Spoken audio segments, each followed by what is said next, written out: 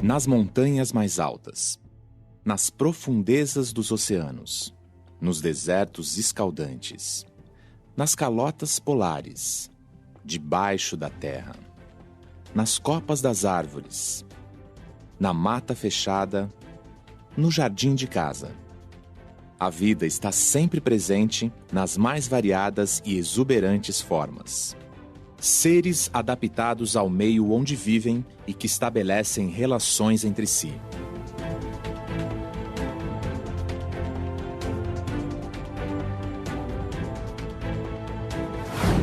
O corpo da abelha se encaixa perfeitamente ao formato da flor. Enquanto se alimenta, o pólen gruda no seu abdômen e ela o leva para outra flor que visita. Os macacos que vivem nas copas das florestas se penduram nos galhos com suas caudas. O bico do beija-flor, fino e comprido, alcança com facilidade o néctar no interior das flores tubulares.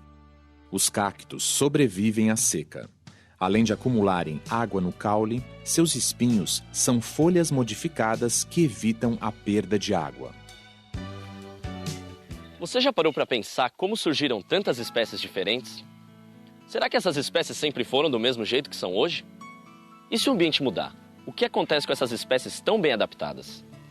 Essas perguntas sempre intrigaram cientistas. E em 1858, Charles Darwin e Alfred Wallace demonstraram uma explicação para a origem das espécies que é válida até os dias de hoje. A Origem das Espécies é um livro extremamente importante. O Darwin reuniu informações das mais variadas fontes, olhando o fóssil, olhando a embriologia dos seres vivos, olhando a geografia dos seres vivos, aonde que os diferentes espécies estão. E ele juntou tudo isso no argumento para sustentar a seguinte ideia: todos os seres vivos que existem hoje são aparentados uns aos outros. E eles descendem de seres vivos que existiram no passado. A teoria da evolução reúne uma série de evidências que a torna irrefutável até os dias de hoje. Uma de suas principais se deu por meio do estudo dos fósseis. Essa palavra deriva do termo latino fósseis e significa ser desenterrado. Fósseis são restos e vestígios de animais, plantas e outros seres vivos que se conservaram de uma maneira natural ao longo de milhões e até bilhões de anos. O trabalho dos paleontólogos é descobrir e estudar esses registros arqueológicos que são encontrados no solo e subsolo da Terra. Fomos no oeste de São Paulo e encontramos fósseis de uma pequena ave. Esses ossos aqui seriam as aves conhecidas mais antigas do Brasil e talvez até da América do Sul. Pelo terreno coletado, pela morfologia dela comparada com outras aves fósseis do mundo todo, essas aves têm aproximadamente 110, 120 milhões de anos. Este osso que está aqui parece tão antigo, carbonizado, preto e tal, mas esse osso é relativamente recente. É um osso que não deve ter mais do que 15 mil anos. Esse dente é um dente de mastodonte, é um tipo de elefante que existiu aqui na América do Sul e aqui no Brasil, e esse procede do Nordeste. Quando se cai num terreno adequado à fossilização, então eles são fossilizados. E quanto mais tempo ele ficar preservado como osso, ele pode ser substituído quimicamente. Aqui não temos mais osso quimicamente falando. Ele virou tudo mineral.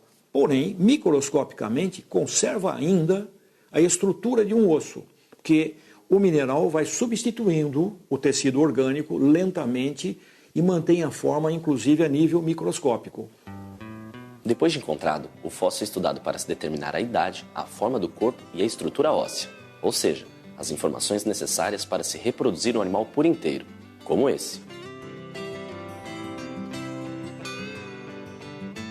O professor Herculano está trabalhando em um taubatério. Taubaterium é um mamífero mais comum entre os fósseis que coletamos aqui na bacia. Jamais encontramos um indivíduo completo. Encontramos dentes, fragmentos de crânio, de mandíbula, de coluna, de costelas, de todos os membros, de todos os ossos praticamente. Hoje nós temos uma ideia, mais ou menos, de como era o corpo inteiro desse mamífero. Então o crânio vai ser reconstruído aqui e nós vamos buscar a forma que ele tinha, tanto no focinho, no nariz, na abertura do olho, no encaixe da mandíbula, tudo o máximo que a gente puder conseguir de realidade. E sobre a evolução das espécies? O que esses fósseis podem nos dizer?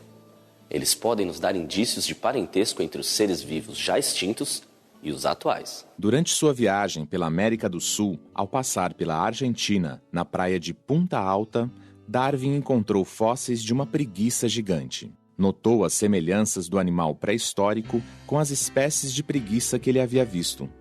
Para Darwin, isso foi uma forte evidência de que as espécies mudam ao longo dos tempos. Ele desenvolveu as ideias sobre como essa mudança evolutiva ocorre.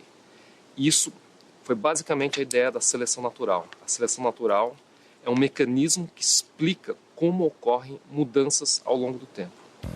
Se diversas espécies podem ter o mesmo ancestral, isso significa que, por mais diferentes que possam parecer, elas devem ter semelhanças anatômicas entre elas. Essas semelhanças morfológicas e funcionais são mais uma evidência da evolução. O nosso próprio corpo, por exemplo. O corpo humano guarda evidências da evolução biológica e de nosso parentesco com outras espécies. Os nossos braços. À primeira vista, não tem nada de parecido com as asas de uma gaivota, ou as patas dianteiras de um cavalo, ou ainda mais, as nadadeiras de um golfinho. Mas por incrível que pareça, esses órgãos têm a mesma origem embrionária. Ou seja, derivam do mesmo tipo de célula do embrião, antes delas começarem a se transformar nos tecidos e órgãos que vão constituir o ser vivo. São considerados órgãos homólogos e indicam que nós, os golfinhos, as gaivotas e os cavalos, somos todos descendentes de um ancestral comum. Examinando melhor e comparando essas estruturas, notamos que, embora tenham formatos diferentes, possuem o mesmo conjunto de ossos e de musculatura. Os órgãos homólogos são as diferentes formas que a gente vê nos seres vivos hoje que representam variações a partir de uma estrutura comum. Se você olha atentamente os ossos que compõem cada uma dessas estruturas, você vai ver que, na verdade, são essencialmente os mesmos ossos que estão presentes em cada um deles, só que modificados. Existia um órgão no passado e ele sofreu modificações evolutivas, originando os 3 diferentes tipos que a gente vê hoje: asas, nadadeiras e braços. O processo evolutivo é que explica cada um desses 3 tipos de modificação que ocorreu ao longo do tempo. A evolução consiste em alterar coisas que já existiam. Já existia um repertório de ossos, de tecidos para montar um tipo de braço. Ele foi modificado para exercer diferentes funções. Mas como se dá o processo da evolução? Como diferentes adaptações se fixam a uma população a ponto de gerar uma nova espécie?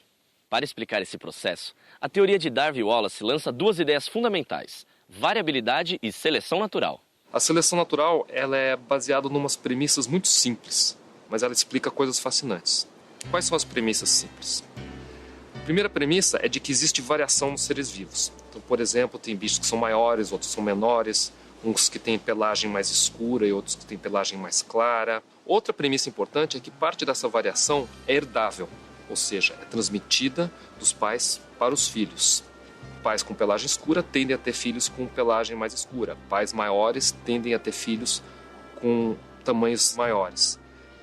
Tem uma base genética associada a esses traços e ela é transmitida dos pais para os filhos. A outra premissa importante é que alguma dessas características influencia a chance dos indivíduos sobreviverem e reproduzirem.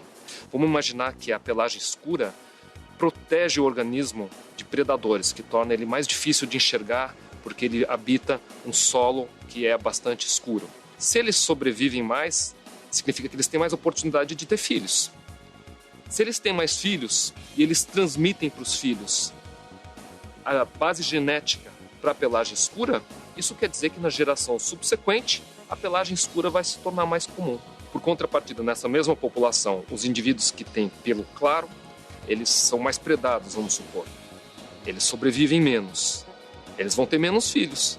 Então, a cada geração vão nascendo menos e menos filhos com a pelagem clara. A seleção natural é um processo que explica como mudanças evolutivas podem ocorrer. Uma outra evidência da evolução é a existência de órgãos vestigiais.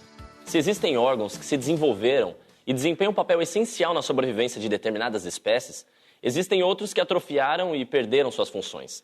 São os chamados órgãos vestigiais. Nós mesmos, seres humanos, possuímos alguns desses órgãos também.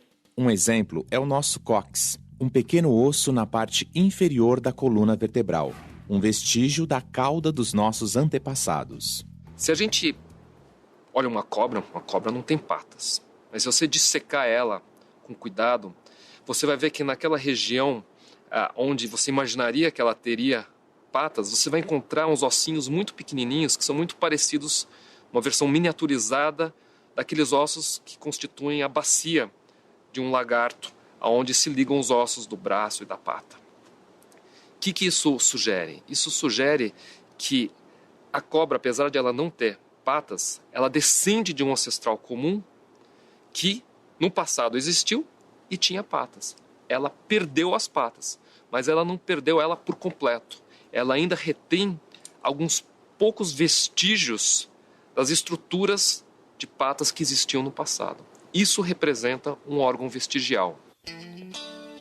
Ao longo do tempo, as descobertas científicas de Darwin e Wallace provaram-se corretas. Todas as espécies, inclusive nós, estamos em constante processo de evolução. Não percebemos isso porque o nosso tempo de vida é insignificante em relação ao tempo necessário para o surgimento de uma nova espécie. Mas compreender esse processo é essencial para entendermos que somos parte da natureza.